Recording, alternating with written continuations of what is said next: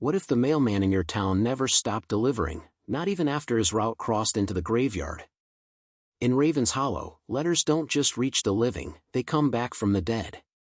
And one woman is about to discover that some messages should never be delivered at all. In the quiet town of Raven's Hollow, people still believed in handwritten letters.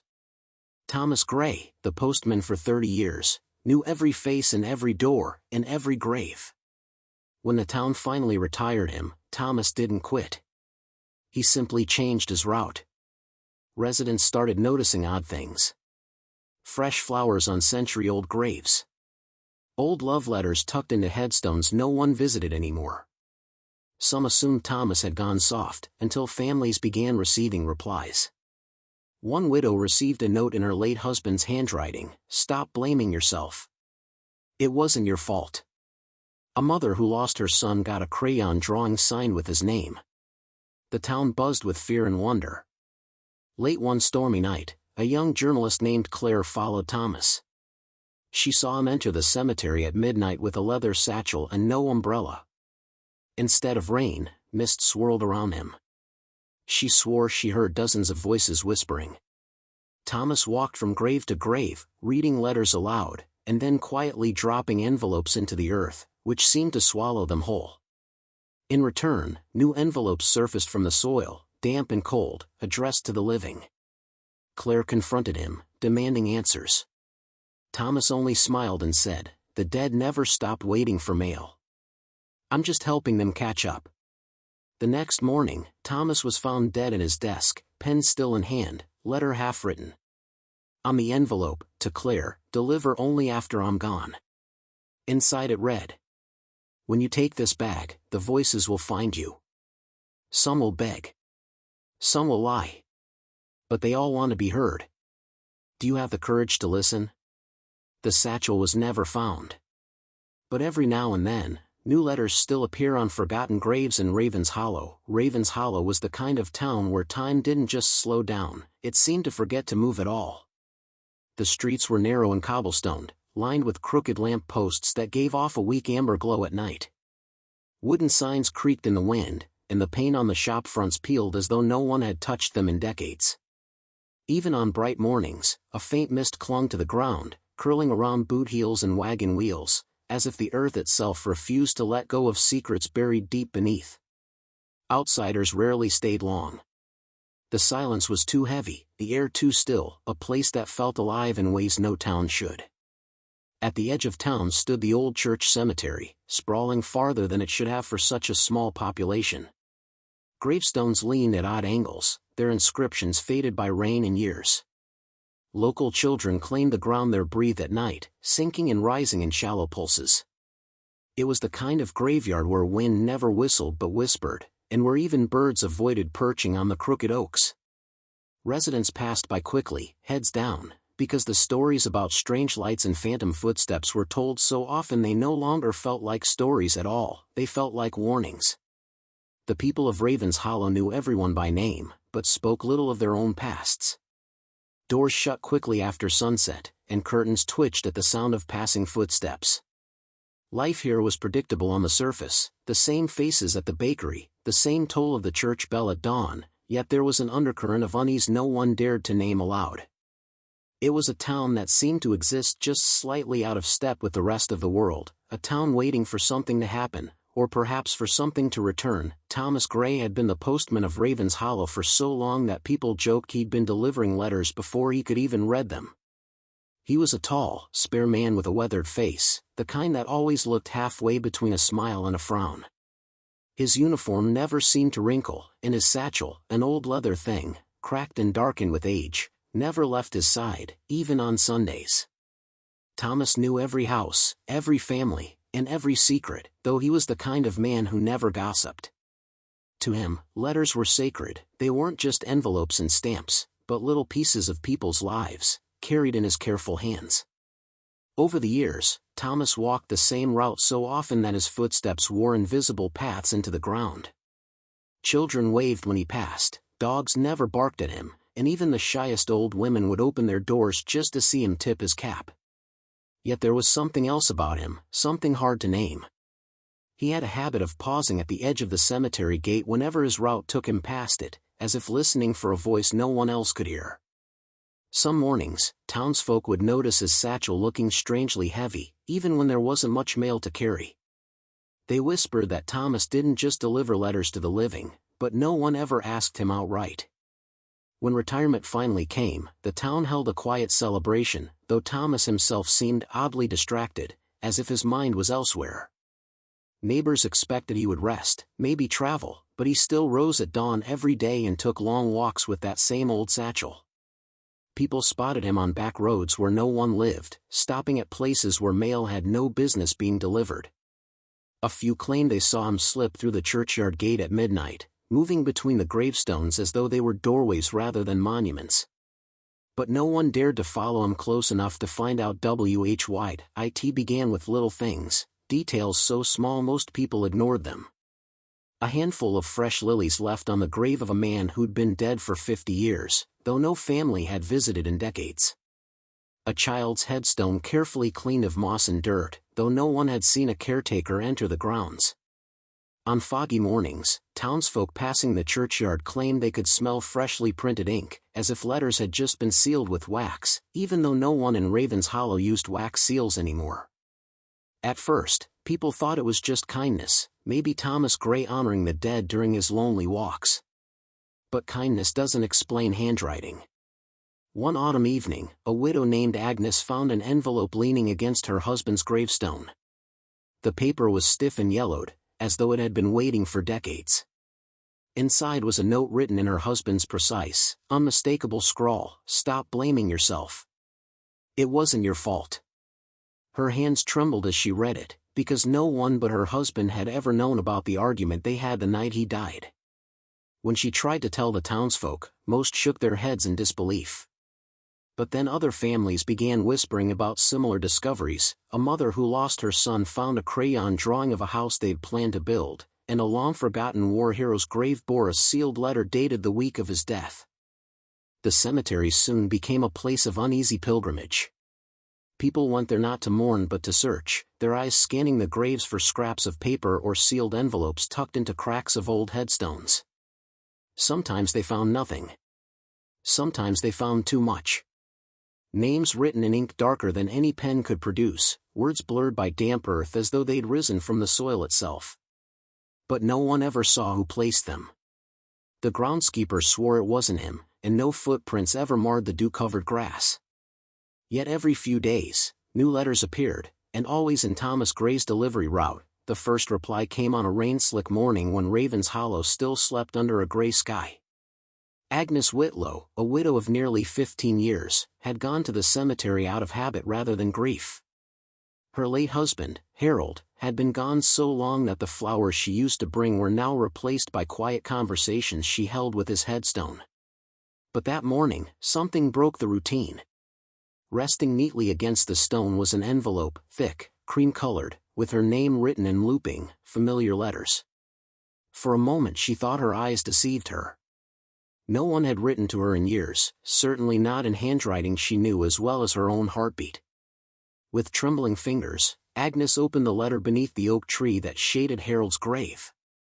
The words inside were brief, but they cut deeper than any sermon or prayer. "Stop blaming yourself. It wasn't your fault." Her breath caught. The phrase was Harold's, something he used to say whenever she worried about his long nights at the mill. And worse still, the letter mentioned something only he could have known: the argument they had the evening before he died. Agnes had never told a soul about that fight, yet here it was, spelled out in ink as though Harold himself had risen just to set her free. She dropped the envelope in the mud, staring at the neat signature, Harold's signature, and felt the ground under her feet shift. The news traveled quickly, carried on whispers rather than words. Some called it a cruel prank, others a miracle. When Agnes tried to keep the letter, it vanished from her bedside table the very next night, as if it had never existed. A few townsfolk who came to comfort her returned shaken, claiming they'd seen Thomas Gray lingering near the cemetery gate long after dark, his satchel oddly full. But if they asked him about the letter, he only tipped his cap and smiled faintly, offering no explanation. And as the days passed, More graves began sprouting envelopes like mushrooms after rain, each bearing messages the living were never meant to hear. Raven's Hollow had always been a place of quiet habits, but the strange letters disturbed that rhythm like stones thrown into still water. At first, people visited the cemetery out of curiosity, hoping to catch a glimpse of the mysterious envelopes for themselves. Some walked slowly between the crooked gravestones, whispering names of lost loved ones as if summoning them. But the excitement quickly curdled into unease. The messages weren't just sentimental, they revealed secrets. A shopkeeper found an envelope telling him his father hadn't died in an accident. A young woman discovered a note warning her not to trust someone she saw every day. Each letter felt like both a gift and a curse, as though the dead were speaking truths the living weren't ready to hear. Soon the town began to split into two camps. Some saw the letters as divine, a miracle of comfort, a sign that death was not an end but a doorway.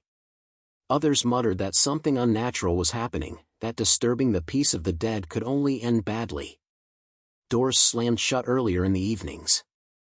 Church attendance swelled with fearful faces seeking answers, while the tavern filled with low, urgent voices trading rumors. Parents told their children to stay away from the churchyard, yet more than once lantern light was seen bobbing between the graves long after midnight. Those who swore they saw Thomas Gray on these nights claimed he wasn't delivering letters anymore, he was receiving them. The fascination only deepened when the letters began appearing in odd places beyond the cemetery, slipped under doorsteps, wedged between shutters, tucked inside family Bibles left open on kitchen tables.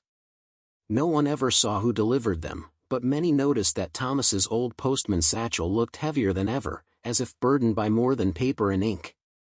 People stopped greeting him on the street, unsure whether to thank him, accuse him, or cross themselves as he passed. And always, whether in admiration or fear, the whispers carried his name, the man who might be the messenger of the dead. Claire Holloway wasn't from Raven's Hollow, and maybe that's why she noticed things the townsfolk tried to ignore. A young journalist with more curiosity than caution, she'd come to write a feature about small-town traditions, until the whispers about letters from the dead reached her ears. The townspeople spoke in low tones, always glancing over their shoulders as though words alone could summon something unwelcome. But where others saw danger, Claire saw a story too strange to walk away from.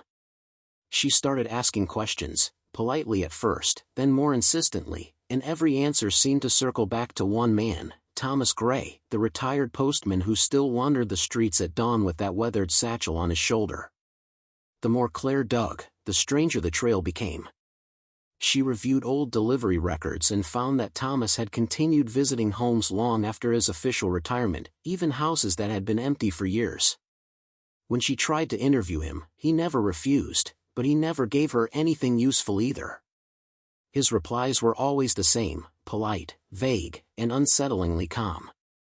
A letter always finds its way, he told her once with a faint smile, even if the recipient's no longer around to open it. But his eyes, pale as frosted glass, gave away nothing. The townsfolk, growing uneasy with Claire's questions, began warning her to let the matter rest. That only convinced her to push harder. Late one night, armed with a notebook, a flashlight, and far more nerve than sense, Claire decided to follow Thomas herself. She parked her car far from the cemetery and waited, hidden behind the skeletal branches of an old elm. Just past midnight, a figure appeared on the road, tall, deliberate, and carrying that same satchel. She watched him slip through the churchyard gate without hesitation, moving as though guided by a map no one else could see. As she crept closer, the mist thickened around the graves, curling low over the ground like smoke. And that was when she heard it, not footsteps, but soft voices rising from the earth, as though the dead themselves were murmuring a welcome. From her hiding place between two crooked headstones, Claire strained to see through the fog. Thomas Gray wasn't walking aimlessly, he was following a path, stopping at certain graves with a precision that suggested he knew exactly where to go. At each stone, he would kneel, reach into his satchel, and pull out an envelope. Instead of placing it on the grave, he pressed it flat against the earth, murmuring words too soft for her to catch. Then something impossible happened. The envelope didn't stay on the surface, it sank, as though the soil itself swallowed it whole. A faint ripple passed over the ground each time, like water disturbed by a stone. Claire's breath caught when she saw what came next. After each letter disappeared, the earth shifted again, pushing up a new envelope, damp and smudged, its ink glistening in the lantern light. Thomas handled these letters with reverence, as though they were fragile relics, tucking them carefully into his satchel before moving to the next grave. It wasn't a random ritual. The graves he visited weren't fresh, they belonged to people who had died decades ago, long before Claire was even born. Yet every envelope bore crisp, familiar names of townsfolk still alive. It was as if the dead were writing back. The air grew colder as Claire crept closer, her heart pounding loud enough to drown out the murmurs rising from the soil. For a moment, she swore she heard distinct words among the whispers, names, apologies, warnings. Thomas didn't seem frightened, his face was calm, almost content, as though this midnight exchange was no stranger than sorting morning mail. When he finally spoke aloud, his voice carried clearly in the still night, "You've all waited long enough. Your letters will be delivered." Claire felt a chill travel down her spine. This wasn't madness. This was a system, an unholy post office running between the living and the dead, and Thomas Gray was its only employee. Claire waited until Thomas had finished his strange circuit of the graves before stepping into the lantern glow, her voice steady despite the fear coiling in her chest. "What are you doing out here, Thomas?" she asked, half expecting him to be startled. But he didn't even flinch. He simply looked up, his pale eyes shining faintly in the mist, and said, "The dead never stop waiting for mail." His tone was not defensive, not guilty, only matter of fact, as though he were explaining the weather. When she pressed him, demanding to know where the letters came from and who wrote them, he gave her a thin smile. "I don't write them. I only deliver them. They tell me who's waiting, and I make sure the words find their way home." He patted his satchel gently, like one might comfort a restless child. Then, almost as an afterthought, he added, "Some letters bring peace. Some don't. But every soul deserves to be heard." The way he said soul made Claire's stomach turn. It wasn't poetic. It was literal. Claire tried to corner him with logic, accusing him of forging messages, of preying on grieving families. Thomas shook his head, his expression unreadable. "You think I choose what's written? You think I decide who deserves to speak?" His voice grew soft, yet sharper somehow, each word edged with something she couldn't name. "I only open the door. They're the ones who walk through." Then he stepped past her with surprising swiftness, vanishing into the fog before she could stop him. For the first time, Claire realized Thomas didn't see himself as a man performing a service, he saw himself as part of something older, stranger, and far beyond her understanding. The morning after Claire followed Thomas into the cemetery, Raven's Hollow awoke to unsettling news: Thomas Gray was dead.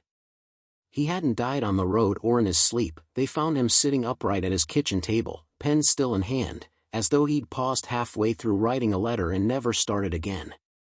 The satchel he always carried was missing. His door was locked from the inside, his lamp still burning low, and there were no signs of struggle.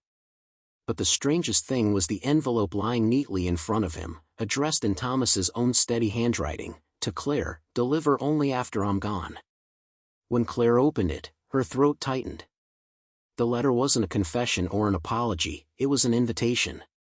"When you take this bag," it read, "the voices will find you. Some will beg. Some will lie. But they all want to be heard. Do you have the courage to listen?"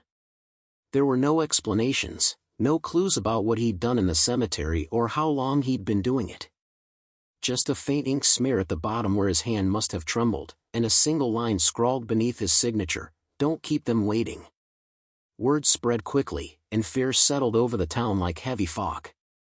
Some said Thomas had been cursed, claimed by the very spirits he served. Others insisted he'd chosen to leave, passing his burden on to someone else. But there was one detail no one could explain: though Thomas's home had been searched top to bottom, the satchel full of letters was gone. It hadn't been stolen, at least not by any living hand. There were no footprints, no forced locks.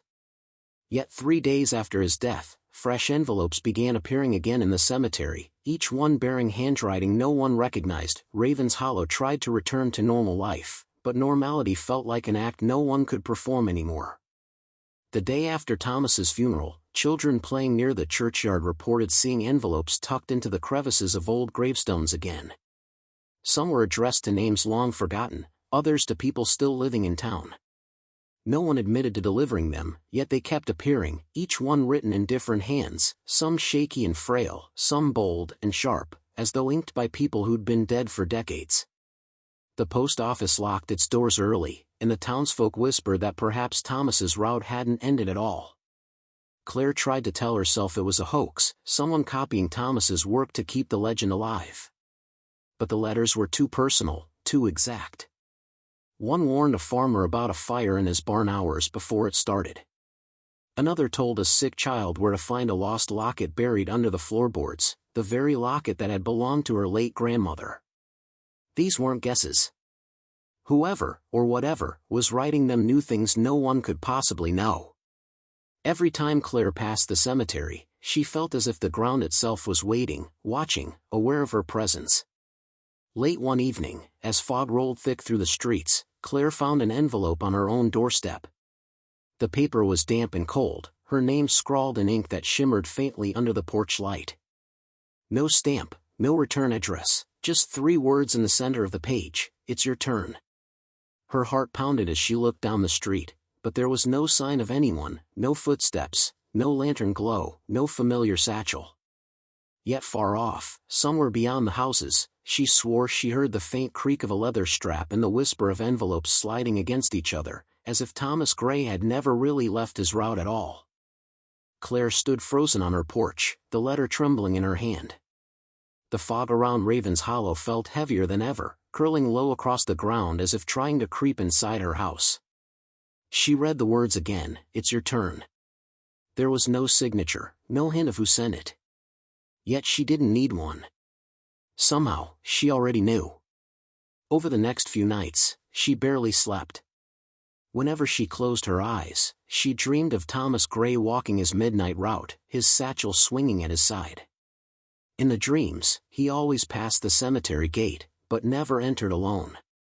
He would look back, waiting for her, as though handing over an invisible key to a locked door she wasn't sure she wanted to open. On the 4th night, Claire woke to find an old leather satchel resting neatly on her kitchen table, dry, clean, as if it had never been buried or lost. Inside were dozens of envelopes, each one addressed to someone in Raven's Hollow, and one with her own name on it. The flap was unsealed, the paper warm as if just written. With shaking hands, she unfolded it. There were only 5 words, written in Thomas Gray's precise script. "Don't keep them waiting, Claire. If the dead can write back, who's really delivering their mail now?